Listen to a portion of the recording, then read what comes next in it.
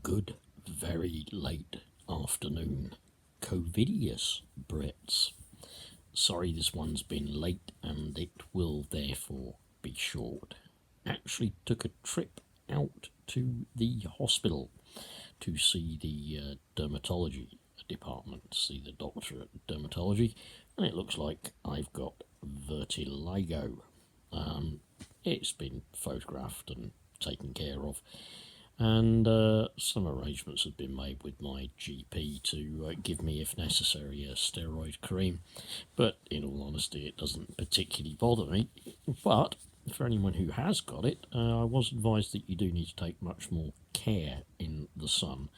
And the guy was advising me to, if you're gardening or something, actually put on gloves that the sun can't get through. And in terms of sun factor protection, he recognises that you're probably going to need up to a factor 50, the same stuff that you use on kids. Well, thank you, James Paget. Much appreciated. It was so strange seeing a doctor when we were both wearing masks. It was just really weird. Just looking at people and only able to see, like, the top part of their face from the eyes upwards it's strange. You don't know what the rest of the person is.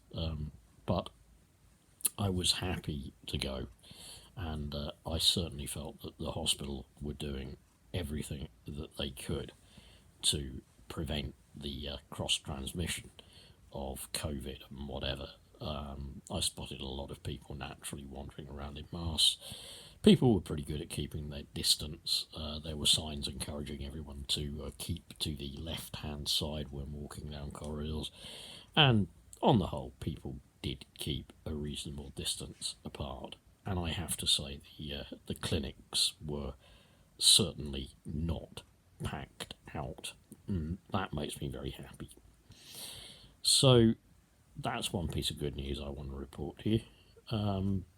Have we any idea at the moment, those of you who did send your kids back to school and those of you who didn't? I really hope a huge percentage of you aren't sending them back, especially when the government admits that we are still in phase 4, and the government itself admits that the virus, although it says control the virus is not being controlled. We should not step down until we get that under control. We know track and trace apparently has hit its target, but I don't even think that can be believed.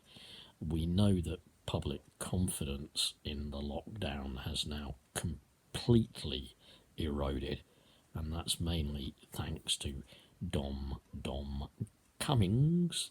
Cummings should be goings, but Cummings is not goings because he matters too much to Boriss, who can't fire him.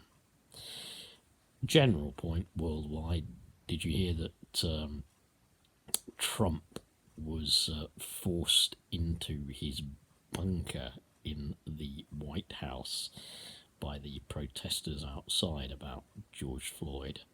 That was just fantastic news. So we got Trump to hunker in the bunker, and we got Mr. Boris Johnson to flit to the fridge. So there you go. In the past for Johnson, flit to the fridge, and for Trump, even more serious, hunker in the bunker. Now that Trump has declared anti-fascist organisations to be fascist, now that he's declared them to be terrorist, I don't really know what's coming next for America. I don't. I expect Johnson will try something like that over here. We live in very dangerous times. It's not just the virus that is dangerous. It's all the stuff that the virus is enabling governments to do, especially right-wing governments like we have. I truly now do believe, as I've said many, many times, that democracy is finished in the UK. We are essentially a dictatorship. We are a dictatorship, a kind of economically run dictatorship. A dictatorship run by an elitist ruling class and run for the benefit only of that ruling class, for the power of that ruling class, for the complete good economically, morally, politically, and everything, landowning wise and whatever, only for that ruling class. The rest of us are mere peasants. Absolutely clear. Our lives don't matter. Everything the government has been doing during this pandemic has proven that, one, they don't care for us, two, they're laughing at us. Just let that sink in. Your government are laughing at you. I said it would be brief, so it is today. Take care out there. Question everything your government says. You can't trust them. Love each other and be in love. Return acts of kindness and humanity.